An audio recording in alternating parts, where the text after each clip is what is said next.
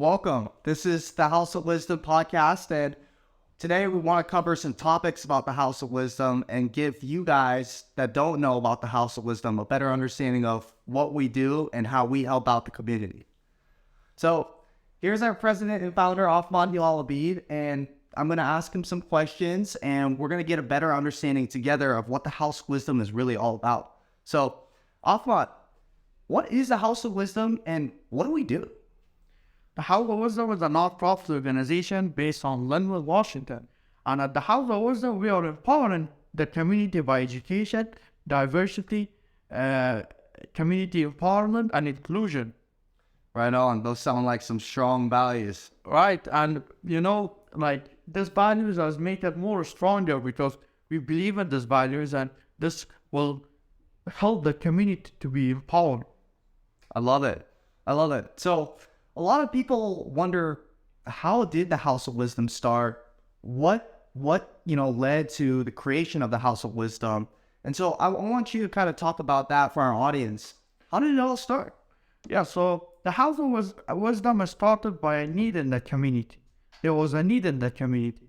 So I was helping some of the refugees and immigrants, they were coming to my home and we were helping them with writing a resume, or helping them to get their documents or some other general help. But the refugees and immigrants, they asked me if I want to teach their children in my father's garage. And it was a big decision, because I was also a student leader at Edmonds College and a full-time student, but I started that in my garage to help them with the math and English treatment, and also help them to have better understanding of the United States culture and how they should be adopted in a new society. So at the second week, 10 more students joined me, and they were actually domestic students that were lived and born here, and non-Muslim, non-Afghan students. That's how, the House of Wisdom started. Absolutely. I think the House of Wisdom does a really good job of filling that void, and that void being that these immigrant and refugee students don't have a lot of people out here in America that are here to help them out.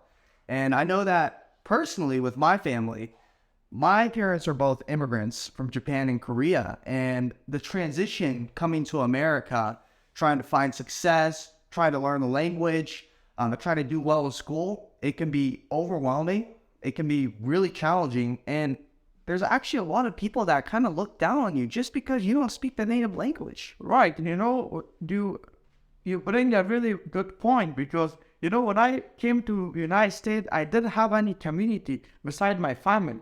So once I went to a shop and I was trying to purchase a light, but I couldn't pronounce light. So they said they looked down at immigrant or refugee, and they did at me. Some people laughed at me, but it's understandable because they never been in an experience. When you came into a new country, you're like a newborn child, you can't speak the language, you don't know where to go, where's the school, where's, even your home. Sometimes, we lose our address because the system is completely different from the Middle East, Asia or Africa than the United States. So, absolutely, I want to ask you how difficulty, your parents faced, if you want to share it, when they came to a new country, United States. Yeah, absolutely. I think the biggest difficulty was communication, and obviously learning English itself. They didn't know any English coming here, so they had to start ground up. And like you mentioned, going to order food at a local McDonald's itself, that was an entire task. That was a challenge. You had to really kind of get mentally prepared for these moments. Everything was kind of magnified for them. And I think that as they started to learn more English, they got more comfortable. They were able to get the courage to speak up and ask questions. And, I think that's why the House of Wisdom is honestly great, because you don't have to be fully comfortable in English. We can teach you English, and we can also teach you in your own native language how to do your schoolwork. And we've had Hispanic speakers come to the House of Wisdom to get help with school, and they don't feel very confident in English. So what we'll do is we'll teach them some English, but we'll also teach them some math in Spanish, because we have some tutors that can also speak Spanish. Yeah, and this is really the beauty of the House of Wisdom, because it's very diverse. It's open, it's inclusive. So, for example, we have Ukrainian students, we have Spanish and Latino students, we have Afghan students, and we have also students that were born here, but we have from all over different students. So this is really powerful, I would say. And also, like employment barriers, like we have created a program which is assistant to immediate and advanced employment. For example, we can help a student to build a resume, or we can send them to resources, connect them to the resources within the community, because we have great resources around us, like community colleges and so many other nonprofit organizations that they do the similar thing. So it's all on cooperation and helping each other. Right, absolutely. And I think that's one thing that's really cool about the House of Wisdom is we help people of all ages. There's some older people that have already gotten their bachelor's degrees in other countries. And so in those cases, they don't necessarily have schoolwork that they need help on.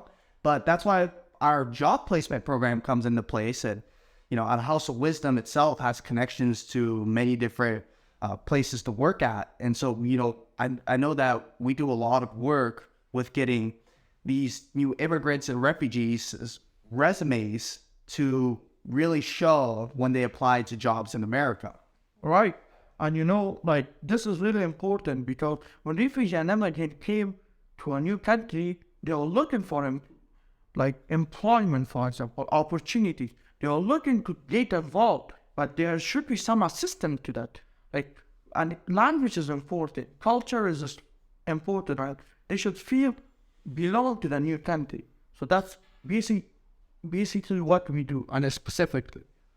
I want to ask too, how you joined the House of Wisdom, why you joined the House of Wisdom, and what do you do now at the House of Wisdom, so our audience know about it. Yeah, absolutely. That's a good question. There's a lot of reasons why I joined the House of Wisdom. And I'd say, meeting you right off the bat, you made a good first impression on me, I'll say. Young guy, brought a lot of passion, brought a lot of energy. And, I'd say, I think our values align there. And, actually, we met last summer. Right. And I was actually looking for a tutoring gig somewhere. And you brought up the idea of how you help different students. And so I thought, hey, this seems like a pretty cool opportunity. Maybe I could, volunteer for this organization, get some tutoring in. And, next thing you know, you invited me to the first class, got to work with some students one-on-one, and these students are great. That was really fulfilling for me to be able to help these students that were honestly super eager to learn. That's what was really cool. And you could just tell on the look in their faces that they were happy to see me, and it made me happy to see them. And, really getting to work with these immigrants and refugees, it showed me that, hey man, they're just like us. Now, no one different.